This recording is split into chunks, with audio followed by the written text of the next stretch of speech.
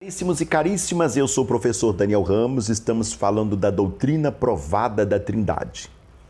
Visto como a doutrina da Trindade concerne a natureza íntima da Trindade, não poderia ser conhecida exceto por meio da revelação. Essa revelação encontra-se nas Escrituras. O Antigo Testamento. O Antigo Testamento nos ensina clara e diretamente sobre a Trindade, e a razão é evidente. No mundo onde o culto a muitos deuses era comum, tornava-se necessário acentuar essa verdade em Israel, a verdade de que Deus é um, de que não havia outro além dele. Se no princípio a doutrina da Trindade fosse ensinada diretamente, poderia ter sido mal entendida e mal interpretada. Muito embora essa doutrina não fosse explicitamente mencionada, sua origem pode ser vista no Antigo Testamento. Sempre que um hebreu pronunciava o nome de Deus, Elohim, ele estava realmente dizendo deuses. Isso mesmo, no plural, pois a palavra no original aí, em hebraico, é plural e às vezes se usa em hebraico acompanhada de um adjetivo plural, como em Josué 24, 18, 19, ou com um verbo no plural, Gênesis 35, 7. Imaginemos um hebreu devoto e esclarecido ponderando o fato de que Deus é um e, no entanto, é Elohim, deuses. Facilmente podemos imaginar que ele chegasse à conclusão de que exista pluralidade de pessoas dentro de um Deus. Paulo, o apóstolo, nunca cessou de crer na unidade de Deus como lhe for ensinada desde a mocidade. 1 Timóteo 2,5, 1 Coríntios 8,4. De fato, Paulo insistia em que não ensinava outra coisa senão aqueles que se encontravam na lei e nos profetas. Seu Deus era o Deus de Abraão, Isaque e Jacó, no entanto, pregava a divindade de Cristo. Filipenses 2, versos 6 a 8, 1 Timóteo 3, 16, e a sua personalidade do Espírito Santo. Efésios 4,30 incluiu as três pessoas juntas na bênção apostólica de 2 Coríntios, capítulo 13, verso 14. Todos os membros da Trindade são mencionados no Antigo Testamento.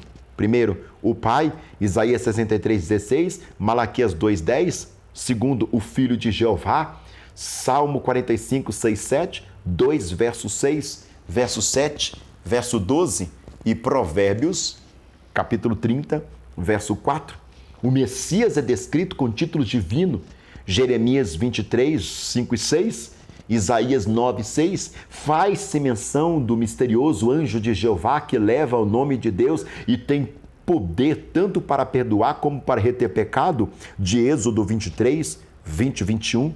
E terceiro, o Espírito Santo, Gênesis 1, 2, Isaías 11, verso 2, 3, 48, verso 16, 61, verso 1 e 63, verso 10.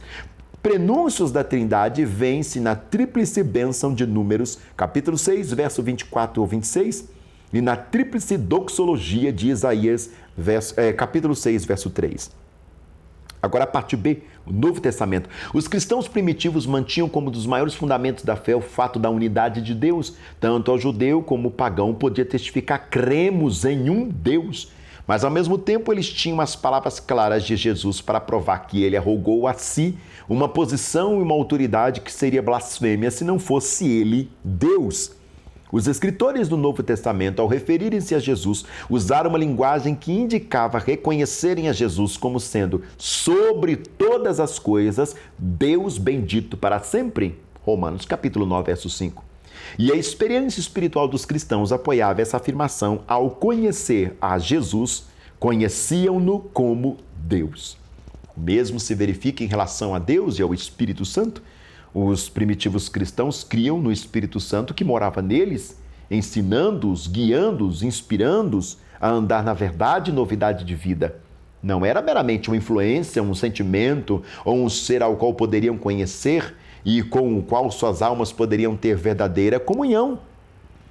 Ao examinarem o Novo Testamento, ali acharam que ele era descrito como possuindo atributos e personalidade. Assim, a igreja primitiva se defrontava com estes dois fatos, que Deus é um e que o Pai é Deus, o Filho é Deus, o Espírito Santo é Deus. Esses dois grandes fatos concernentes a Deus constituíam a doutrina da Trindade. Deus, né? Deus, o Pai, era para eles uma realidade, o Filho para eles uma realidade, e da mesma forma o Espírito Santo.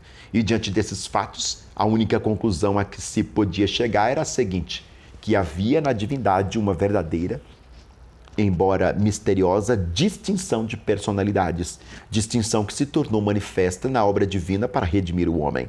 Várias passagens do Novo Testamento mencionam as três pessoas divinas.